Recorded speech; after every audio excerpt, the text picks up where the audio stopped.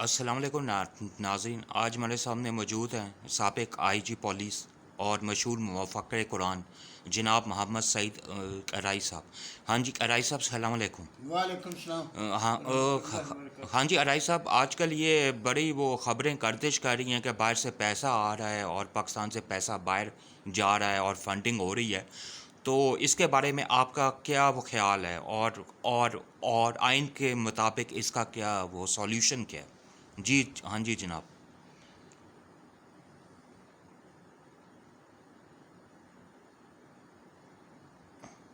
اسلام قرآن نے بھی، اور میرا خیال ہے ہماری تمام مقتدر قوتوں نے، جس میں ہماری اعلیٰ فوج کے ادارے بھی تھے، یہ فیصلہ کیا تھا کہ ہماری پرائرٹی نمبر 1 معیشت ہونی چاہیے۔ نیچرلی اگر معیشت کا قانون، آپ کا بجٹ پاس نہیں ہوتا تو وہ گورنمنٹ بھی فیل ہو جاتی ہے، اس میں کوئی شک نہیں۔ قرآن میں بھی جب انسان کو یہاں بھیجا تو اللہ تعالیٰ نے کہا کہ میں تمہیں جو قانون دیتا ہوں، فمن اعرض عن ذکری، میرے ذکر اور قرآن سے جو اعراض کرے گا، فإن لہ معیشتا ضنکا، اس کی معیشت ہم تباہ کر دیں گے۔ تو معلوم ہوا کہ انسان کو جہاں بھیجا گیا ہے اس میں ٹاپ پرائرٹی اللہ تعالیٰ نے بھی معیشت کو رکھی ہے۔ اب یہ جھگڑے چل رہے ہیں، پچھلے 70 سال سے پاکستان کی معیشت کمزور سے کمزور ہوتی جا رہی ہے، اور پچھلے 3 مہینے میں تو بہت کمزور ہوگی، بلکہ آج تو میں سن رہا تھا ہمارا فائنانس منسٹر نے کہا کہ ہمارا کوئی قابو نہیں ہے، مہنگائی بڑھتی جائے گی، ہم کچھ نہیں کر سکتے۔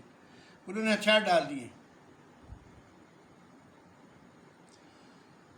تو یہ کیا وجہ ہے کہ ہمارے ارد گرد ملک ہے، انڈیا ہے، چائنا، ان کی معیشت اتنی مضبوط ہوئی، ہماری کیوں نہیں ہوئی؟ میں اس کو بیسیکلی معیشت کے پوائنٹ آف سیاست تو ہے ہی، خباثت جو آپ کو پتہ ہی جو چل رہی ہے ملک میں، یہ تو گیم چلتی رہتی ہے، لیکن معیشت کے لحاظ سے ہم نے کہاں فالٹر کیا، غلطی کی، وہ میں پوائنٹ آؤٹ کرنا چاہتا ہوں۔ جس طرح میں نے کہا کہ معیشت کو پرائرٹی نمبر 1 ہے، آرٹیکل 7، یہ پاکستان آئین کا آرٹیکل 7، اس میں ڈیفینیشن آف اے اسٹیٹ، حکومت پاکستان اسٹیٹ کی ڈیفینیشن کیا ہے، تعریف کیا ہے، اس میں لکھا ہوا ہے اور اتھارٹی جو فیڈرل گورنمنٹ کی ہے یا صوبائی، اور such local or other authorities in Pakistan as by law empowered to impose any tax or cess. ان اسٹیٹ کی ڈیفینیشن ہے، اسٹیٹ وہ ہے جو ٹیکس امپوز کرتی ہے۔ یہ وہ میں نے جو پہلے بات کی ہے، یہ ہمارا آرٹیکل 7 میں آ گیا ہے۔ اسٹیٹ کا کام ہے ٹیکس، پراپر ٹیکس امپوز کر کے ملک کی ترقی کے لیے اس کو استعمال کرنا، میں ادھر نہیں جاتا، لیکن یہ فنڈامنٹل ڈیوٹی، اور اگر اس ٹیکس امپوزیشن میں کوئی اسٹیٹ فیل ہو رہی ہے تو وہ تو آئین سے غداری ہے۔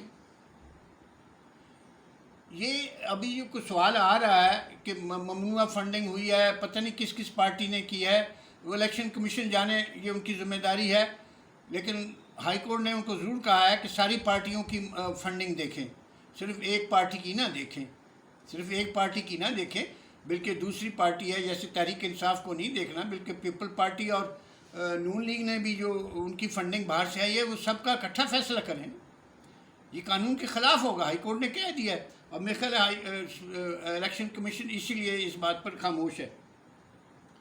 ہو سکتا ہے وہ کیونکہ ان کو اب ہائی کورٹ کے آرڈر کے مطابق اکٹھا فیصلہ سنانا ہوگا۔ اب ہم نے غلطی کہاں کی ہے؟ ایک تو ہم نے پہلے 70 سال میں ٹیکس ہی صحیح نہیں لگائے۔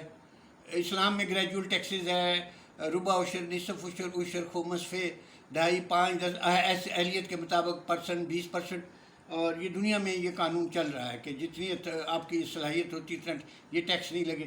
لیکن جہاں ٹیکس نہیں لگے، چھپائے گئے، وہاں اس ملک کے ساتھ جو بہت بڑا ظلم ہوا ہے، اس ملک کے ساتھ میں بتاتا ہوں سب سے بڑی غداری ہوئی ہے، وہ 1992 کا قانون تھا جو نون لیگ نے پاس کیا تھا، نواز شریف صاحب نے، کہ آپ جتنا مرضی پاکستان سے پیسہ جس طرح کا بھی ہے، چوری کا ہے، ایف بی آر اس کو دیکھے گی نہیں، پوچھے گی، ملک سے باہر لے جا سکتے ہیں۔ اب مجھے بتائے کہ ملک پھر فیل نہیں ہوگا تو اور کیا ہوگا؟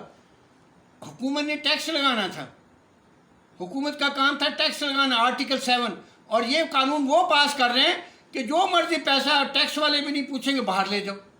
تو یہ ملک سے واضح غداری ہے، ان پارٹیوں کو قوم نہیں بخشے گی، اگر عدالتیں بھی بخشے دیں گے، میں ان کو وارننگ دیتا ہوں، آپ کو نہیں بخشے گی. آپ نے ملک پاکستان کے خلاف جو ظلم کیا ہے اور یہ جو قانون پاس کیا یہ غیر قانونی قانون ہے. سپریم کورٹ کو اس کا نوٹس لینا چاہیے تھا. یہ کیسے ہو سکتا ہے کہ یہاں ٹیکس لگنا ہے اور آپ کہتے ہیں کہ ہم ٹیکس بھی نہیں دیں گے اور ملک کا پیسہ بغیر اور ٹیکس والے پوچھے بھی نہ. اس سے بڑی اسٹیٹ فیل ہونے کا اور کیا ہے؟ اسٹیٹ سے غداری اور کیا ہو سکتی ہے؟ اور ان کا انجام ان کے سامنے آ رہا ہے. میں آپ کو بتاتا ہوں پاکستانی عوام اب ہوشیار ہو چکی ہے. یہ ان کو نہیں بخشے گی. ان کا یہی ایک علاج ہے کہ یہ پیسہ واپس لیں. یہ جو کہہ رہے ہیں کہ مختلف پارٹیوں سے ممنوعہ فنڈنگ پاکستان میں آئی ہے، چلو غلط بھی ہو سکتی ہے، صحیح بھی، وہ تو پھر کورٹ فیصلہ کرے گی. پیسہ تو پاکستان میں آیا ہے نا. کل شاہد مسعود صاحب نے یہی بات کی ہے نا، پاکستان میں پیسہ استعمال ہوگا نا. لیکن یہ جو آپ انلیگل پیسہ چوری کر کے پیسہ ملک کے باہر لے جا کر دوسرے ملکوں کو فائدے دے رہے ہیں اور پاکستان کو کمزور کر رہے ہیں، یہ تو اس کا مخالف ہو رہا ہے اور وہ اربوں میں ہے. اب کا FBR کہہ رہا ہے پتہ نہیں 12 ارب پتہ نہیں ڈالر ہر مہینے یا پتہ نہیں ہر روز باہر جاتا ہے. شوکت ترین صاحب نے بھی یہ کہا. اس کا کون حساب کتاب دے گا؟ اس جو ملک کے ساتھ یہ غداری ہوئی ہے نون لیگ کی، اس کا حساب یہ دینا پہلے کتنا پیسہ باہر لے کے گئے ہیں. اور اس کا ثبوت یہی ہے کہ باہر سے پیسہ ان کے مختلف یہ جو پیسہ باہر ایلیگل گیا ہے، میں بتاتا ہوں اس کا ثبوت. ایک تو گیا ہی ہے یہ جو باہر مختلف ناموں سے ان کی فیکٹریوں میں آیا ہے، کبھی کسی کے نام، کسی مسعود کے نام، فلانا کے نام.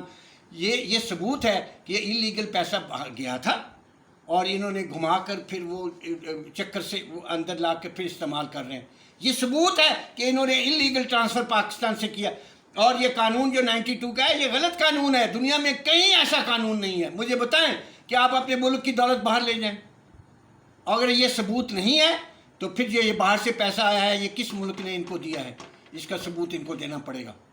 اگر یہ باہر سے پیسہ ان کی فیکٹریوں میں آیا ہے فلانے کے نام، فلانے کے نام، فلانے کلرک کے نام، فلانے مسعود کے نام، اگر یہ انلیگل پیسہ گھوم کے نہیں آیا تو پھر کس ملک نے ان کو دیا ہے؟ یہ اس کا ثبوت دیں. آج تو انہوں نے وہ بھی ثابت کیا، شاہد خان عباسی تو انڈیا کی مختلف فرموں سے پیسے لے رہے تھے وہ کنسلٹنسی کے نام پر رشوت، اور پتہ نہیں ملک کے کون کون سے راز بھیج رہے تھے. مودودی صاحب کا گروپ ہے وہ، مودی صاحب کا. تو جناب علی یہ اس کا فیصلہ 92 کے قانون پر ہوگا. یہ لوگ باز آ جائیں اور یہ ملک کی جو لوٹی پیسے دے دیں، ورنہ یہ لوگوں کو عوام اب ان سے نکلوا لیں گے. عوام نے ان کو نکال دیا ہے. صرف فیڈرل گورنمنٹ میں ایک چھوٹا سا ایک پر بیٹھے ہیں. سارے صوبوں سے نون لیگ ختم ہو چکی ہے. یہ چوری فراڈ سب سے بڑا ذرا نون لیگ نے کیا. ان کی دولتیں تو باہر میں دیکھیں، ان کا کیا حق پہنچتا ہے کہ ملک کی دولت باہر لے جائیں؟ یہ کوئی قانون دنیا میں نہیں ہے کہ آپ اپنی ملک کی دولت باہر لے جا کے یشین کریں اور ملک کو بیکار کر دیں. یہ پیسہ ملک کو دے دیں، یہ ملک کو دے دیں. میں ان کو وارننگ دیتا ہوں، یہ عوام نہیں چھوڑیں گے ان کو. ان کی بوٹیاں نوچ لیں گے. انہوں نے جس طرح عوام کی بوٹیاں نوچی ہیں آج مہنگائی میں، وہ ان کا منسٹر کہہ رہا ہے کہ میں کچھ نہیں کر سکتا. تو بس یہ پھر چمٹے ہوئے کیوں ہیں حکومت سے؟ اور دوسرا، آپ نے جتنی بھی بے ایمانی کی ہو، میں نے ایک دفعہ پہلے بھی کہا تھا، میں قرآن کا ایک قانون واضح بتا دیتا ہوں جو انشاءاللہ تعالیٰ ضرور نافذ ہوگا. یہ یاد رکھیں، اس امت کا امتحان مال میں تھا جس میں ہم فیل ہو رہے ہیں، میں نے بتایا. اب قرآن اس کا حل کیا دیتا ہے؟ دیکھیں قرآن حل بھی تو دے گا نا. چوری ہوئی، ڈاکہ ہوا، آپ نے ٹیکس بتایا. قرآن کہتا ہے موت کے قریب اپنی دولت کے 3 حصے کرنے ہیں.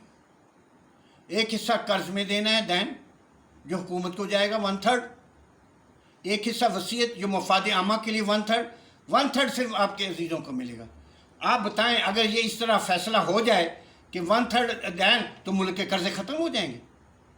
مفاد عامہ کے لیے پیسہ ہوگا. Every generation to generation level playing field آئے گا. لوگ غریب بھوک سے نہیں مریں گے بلکہ وہ مقابلہ کریں گے. مفاد عامہ میں جب ان کو تعلیم اور صحت مفت ملے گی، جو 1/3 جانا ہے وقف میں، تو وہ قوم تیار ہو جائے گی. یہ قرآن کا حل موجود ہے اور قرآن نے اس پہ وارننگ دی ہے. یہ دیکھو ایسا نہ ہو کہ ملک کے بچے یتیم ہو جائیں. اگر تمہارے بچے یتیم ہوں اور تم یہ نہ کرو تو تم نہیں کرو گے. تو قرآن نے یہ وارننگ دے کے یہ قانون بتایا ہے. یہ جو ہے وصیت کا، اوصى لكم، اللہ کہتا ہے میں حکم دیتا ہوں.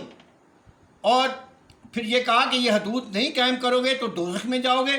اس کے بعد آیت ہے نہیں تو جنت میں جاؤ گے. اگر ہم نے جنتی ماحول بنانا ہے، یہ چوریاں ڈکیتے چھوڑیں. میں اس کی تفتیشوں میں نہیں جاتا، میں پولیس افسر رہا ہوں، مجھے پتہ ہے تفتیشیں کیا ہوتی ہیں اور کہاں کہاں گھپلے ہوتے ہیں. وہ تو آپ کہتے ہیں وکیل نہ کرو، جج کر لو. سب کچھ ہو رہا ہے، آپ کو پتہ ہی ہے پارٹیاں کیا کر رہی ہیں اور کیسے دباؤ ڈال رہی ہیں. تو جناب علی یہ قانون نافذ ہو کر رہے گا، اور یہ نافذ قرآن کا قانون نافذ کرنا پڑے گا۔ قائد اعظم نے کہا تھا ہمارا آئین قرآن ہے۔ قرآن نے ان تمام چوریوں کو گھیر کر یہ آخری فیصلہ یہ دے دیا کہ آپ نے ڈیتھ پر یہ 3 حصے کرنے ہیں، اس کو قانون سازی کی جائے، اس کی قانون سازی کرے۔ اور اس وقت ملک کو ضرورت ہے، آپ نے وفات پر بھی 1/3 دینا ہے، ملک سے باہر سے پیسہ لے آئیں۔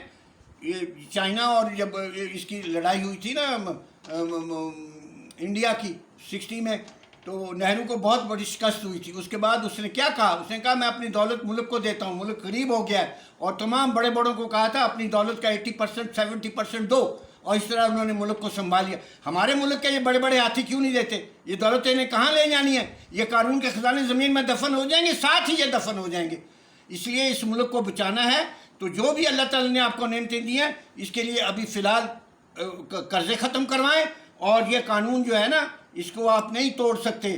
قرآن کا حکم ہے، اگر قرآن کے آپ تابعدار ہیں تو آپ کی وفات پر 3 حصے ہوں گے۔ دین اللہ قرض ہے جو لوگوں کا اور حکومت کا بھی ہو سکتا ہے، اس میں تو حکومت کے قرضے باہر کے ختم ہو جائیں گے۔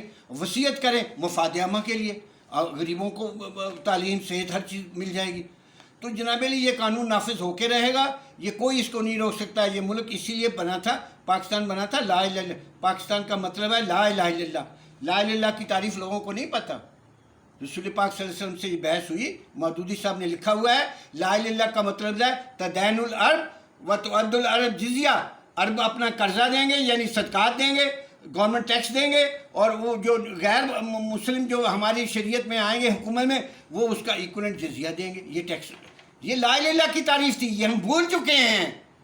میں وارننگ دیتا ہوں تمام دنیا کے علماء کو، اس چیز کو رد کریں جو میں کہہ رہا ہوں کہ لا الہ الا اللہ کا مطلب تھا تدین العرب و تؤد العرب جزیہ، اور جہاد میں یہی جہاد ہوتی تھی کہ یا تو آپ قرض دے دیں، 3 شرطیں تھیں، صدقہ دے دیں یا آپ جزیہ دے دیں، ورنہ یہ تلوار ہے، اس کے لیے ہم جہاد بھی وہاں مر جائیں۔ یہ اتنا بڑا قانون ہے کہ صحابہ اس کے لیے جہاد کرتے تھے، جان کی قربانی دیتے تھے کہ 2 چیزیں ماننی پڑیں گی، وہ لا الہ الا اللہ کی، کہ یا قرضہ دے کے مسلمان بن کے قرضہ دے دو، اگر غیر مسلم رہنا چاہتے ہو تو جزیہ دے دو۔ یہی تعریف لا الہ الا اللہ کی تھی۔ کلمت اللہ کے لیے جہاد ہوتا تھا۔ یہ ہمارے علماء نے کتابیں لکھ کے ہمارے پر گدھوں کا بوجھ کر دیا، اس کو ختم کریں۔ لا الہ الا اللہ کی تعریف بھی میں نے بتا دی، اور میں اس کا حل بھی بتا دیا۔ انشاءاللہ تعالی یہ ملک میں یہ ہو کر رہے گا۔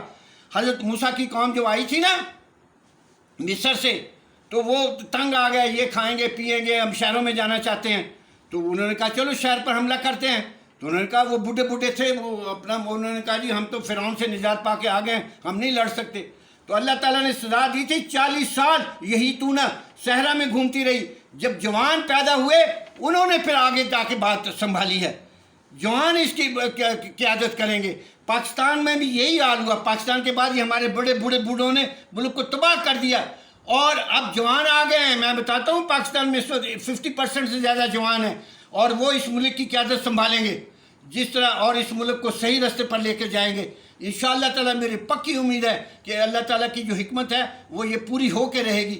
جزاک اللہ والخیر۔ ہاں جی، اوکے جی ارائی صاحب، انشاءاللہ، اوکے، اللہ حافظ۔